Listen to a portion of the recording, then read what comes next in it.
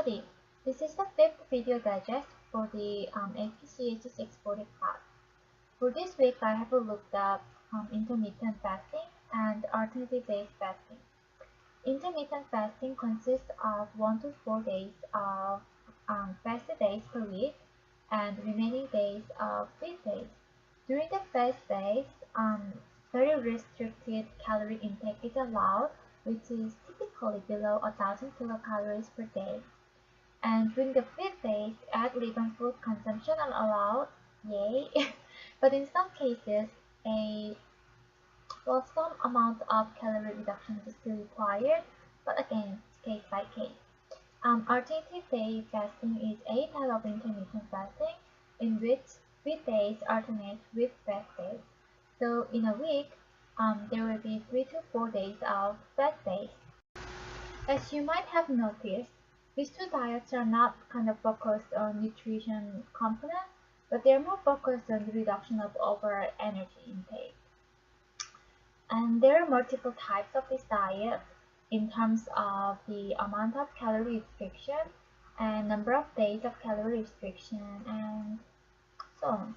And sometimes these diets are combined with other types of known diets such as Mediterranean diets and low carbohydrate diets.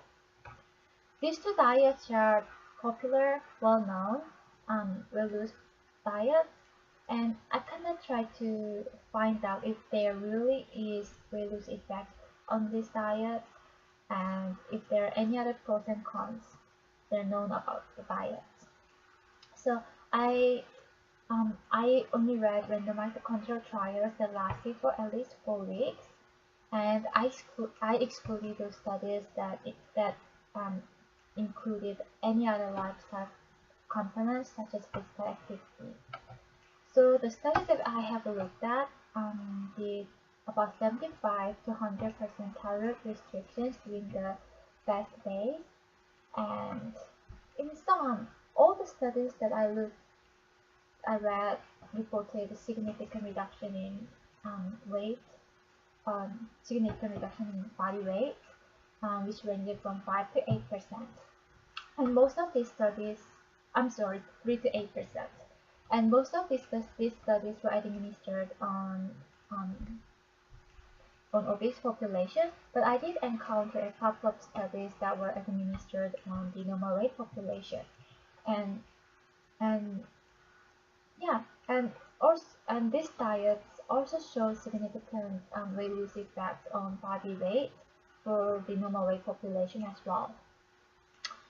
And this makes sense because literally this diet drops your energy intake, average energy intake. So yeah, and there are also known coronary heart disease risk improvement effects by reducing the low density lipoprotein, the LDL level, as well as by increasing the LDL particle sizes. According to a study by Krempel and his colleagues that published in 2013, which was a randomized control trial with high fat alternate day fasting being the intervention group and the low fat alternate day fasting being the control group.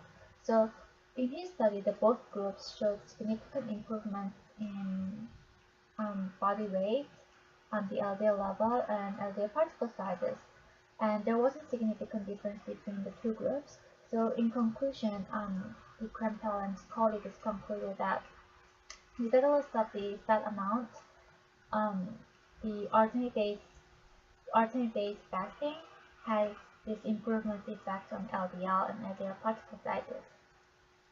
So and also some studies they investigated adherence level to this diet, and most reported pretty high adherence level, at least as high as typical thyroid restriction diet.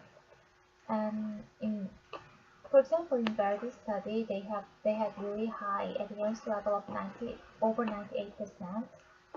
But still, these studies have a lot of drawbacks regarding study design, including the sample size and so on, to draw a firm conclusion about the adherence.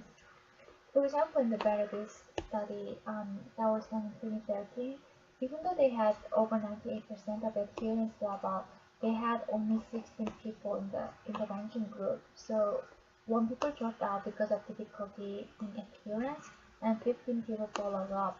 Also in the study, during the study, a nutrition center provided the meal to the participants for the fast days, and that doesn't happen in the real life setting. So I think it's difficult to know their true adherence level at the real life setting. And also, there was one of the researchers did 18-month follow-up after weeks of the study, and they found out that by the 18th month, none of those health benefits remained. In conclusion, I would say that these two diets, intermittent fasting and alternate days fasting, have weight loss effects and probably temporarily coronary heart disease protection effects. However, I would not say these two are healthy diets yet, and we still need more studies on effects of long-term intermittent fasting and alternate days fasting. Well, that's it for my video digest this week. Thank you for watching.